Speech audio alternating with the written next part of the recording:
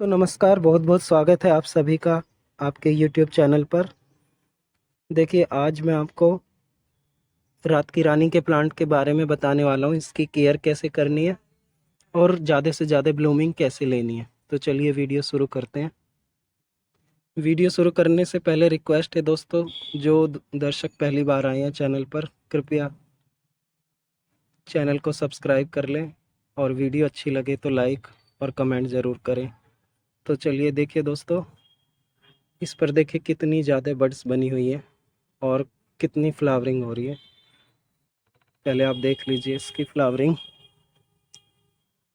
अभी ये बंद है, रात में ये फ्लावर खिल जाते हैं। अभी बड्स बंद हैं। रात में जब ये देखिए, एक दो मैं दिखाता हूँ, कुछ खुले भी हुए हैं। ये देखिए, इस तरह का इसका फ्लावर होता है, बहुत ही छोटा सा फ्लावर होता है और खुशबू तो बहुत ही अच्छी होती है इसकी। खुशबू ऐसी होती है जैसे कई अगरबत्तियां एक साथ हमने जला दी हो, और बहुत दूर तक इसकी खुशबू फैलती है। ये देखिए, तो इसका फ्लावर बहुत अट्रैक्टिव तो नहीं लगता है देखने में, लेकिन इसमें खुशबू बहुत अच्छी होती है। तो आप अगर ऐसा प्लांट अपने गार्डन में लगाना चाहते हैं कि रात में बहुत अच्छी खुशबू दे, तो आप रात की रानी ज़रूर लगाइए। देखिए, मेरा ये प्लांट कितने छोटे से एक गमले में है, 10 इंची के गमले में है, और इसे साढ़े मतलब 4 साल तक हो गए हैं इसी गमले में लगे लगे, और ये इसी गमले में है तब से। और इसकी ब्लूमिंग आप देख ही सकते हैं कितनी अच्छी इस पर ब्लूमिंग है, और ये पूरे साल ब्लूम करता है थोड़े थोड़े दिन में रेस्ट लेने के बाद। तो आप इसको ज़रूर ऐड करें अपने गार्डन में। अब इसकी केयर की बात कर लूँ तो मिट्टी आपको कैसी बनानी है। मिट्टी आपको भुरभुरी मिट्टी बनानी है। देखिए, मेरी मिट्टी बिल्कुल रेतीली मिट्टी है, और अगर आपके पास चिकनी मिट्टी है तो उसमें अच्छे से आप सैंड मिला लें। हाफ से लेकर 30% तक तो आप ज़रूर मिलाएं सैंड। और इसमें वर्मी कंपोस्ट, और अगर होममेड कंपोस्ट है तो होममेड कंपोस्ट बनाएं ज़रूर, और वो भी ऐड करें इसमें। थोड़ी सी नीम की खली, और ये पोटिंग सॉइल में सभी प्लांट का अपना एक जैसा ही रखता हूँ, इसीलिए मैं यही बताता हूँ आपको। ये देखिए, छोटी छोटी सी रूट्स हैं, इनको डिस्टर्ब नहीं करना है, वो मैं दिखाने के लिए आपको कर दिया है। तो आप बिल्कुल लोमी सॉइल बनाएं इसकी, तो ये इसकी जड़ों को चलने के लिए जगह मिलेगी, तो ये लगातार ब्लूमिंग करता रहेगा।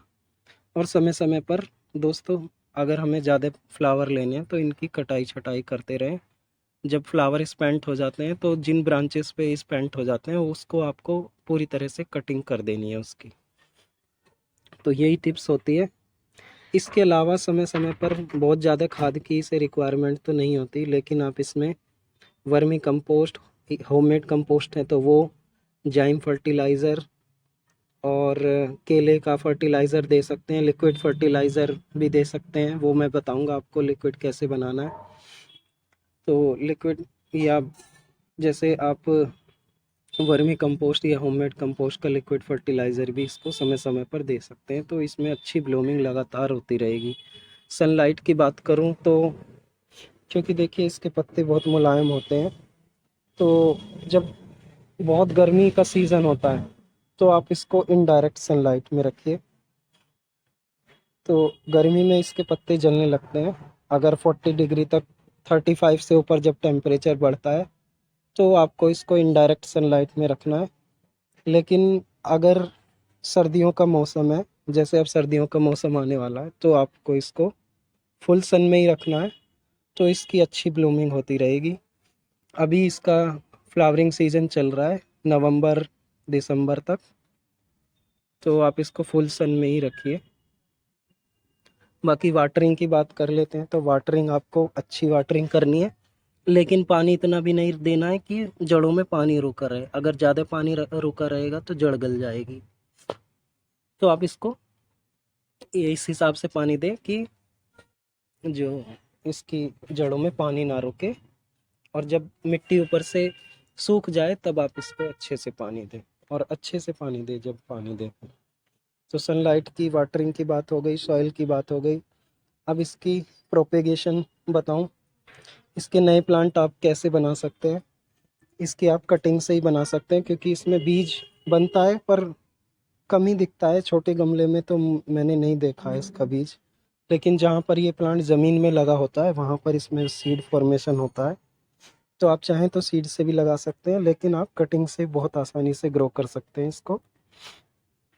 इसकी आपको अच्छे से 1 साल पुरानी कम से कम कटिंग लेनी है, और 5 से 7 इंची तक आपको कटिंग मिल जाए तो आप इसको 45 डिग्री के एंगल पर काट कर और रूटिंग हार्मोन पाउडर या शहद या एलोवेरा जेल में डुबाकर इसको एक लोमी सॉइल में लगा सकते हैं, और अभी भी आप लगा सकते हैं, आपको कहीं से मिल जाए इसकी कटिंग तो।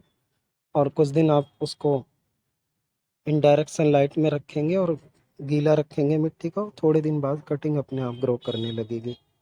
एक चीज़ और जो समस्या आती है हमारे प्लांट्स में, आप इसको एंटी फंगल, क्योंकि जड़ गलने की बहुत ज़्यादा समस्या आती है, तो कोई ना कोई एंटी फंगल आप, जैसे अगर केमिकल यूज़ कर लेते हैं तो साफ फर्टिलाइज़र वगैरह, साफ एंटी फंगल दे दें, या फिर ट्राइकोडर्मा का भी यूज़ कर सकते हैं। मैंने ट्राइकोडर्मा, जब इसकी पॉटिंग सॉइल बनाई थी तो ट्राइकोडर्मा का यूज़ किया था, और बाकी अब मैं नीम खली वगैरह देता रहता हूँ, तो इतनी ज़रूरत नहीं पड़ती है। तो ट्राइकोडर्मा या कोई केमिकल आप फर्टिलाइज़र, फंगिसाइड ज़रूर दें इसको।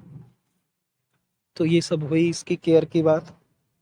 अब ब्लूमिंग ज़्यादा से ज़्यादा लेनी है तो ये सब केयर आपको करनी है कि लाइट का आप ध्यान रखें, ज़्यादा से ज़्यादा इसको डायरेक्ट सनलाइट में रखना है। सर्दी के मौसम में, ज़्यादा गर्मी में आपको इससे 35 से ऊपर हो जाए तो आपको इनडायरेक्ट सनलाइट में रखना है, और पानी का भी इसका ध्यान रखना है। तो ये सब केयर्स हो गई। अब इसके नए प्लांट बनाना भी मैंने बता दिया है कि कटिंग से ही ग्रो होता है ये। और इसको आप ज़्यादा ब्लूमिंग लेना चाहते हैं तो समय समय पर जिस ब्रांच पर फ्लावरिंग स्पेंट हो जाए उसको आप हटाते रहें, प्रूनिंग करते रहें समय समय पर, तो ये बहुत अच्छी फ्लावरिंग करता रहेगा आपके गार्डन में। रात में दोस्तों, रात में क्योंकि वीडियो दिखाई नहीं दे पाएगा, इसीलिए मैं दिन में ही वीडियो शूट कर रहा हूँ।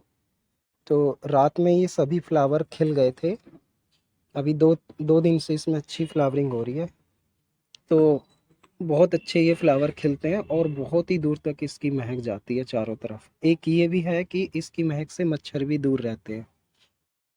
और एक मिथ मैं आपको इसके बारे में बता दूं कि कुछ गार्डनर या कुछ लोग बोलते हैं कि रात की रानी का जो प्लांट है उसको अगर हम गार्डन में लगाएंगे तो सांप आ जाएगा, ये मान्यता है। तो मैं बताना आपको ये चाहता हूँ कि जहाँ पर ये ज़मीन में लगा हुआ है तो उसमें तो सांप आने की बहुत संभावनाएं रहती हैं, क्योंकि जहाँ पर ज़मीन में लगा हुआ होता है वहाँ पर इस पर कीड़े मकोड़े अट्रैक्ट होते हैं इसकी सुगंध को सूंघ कर।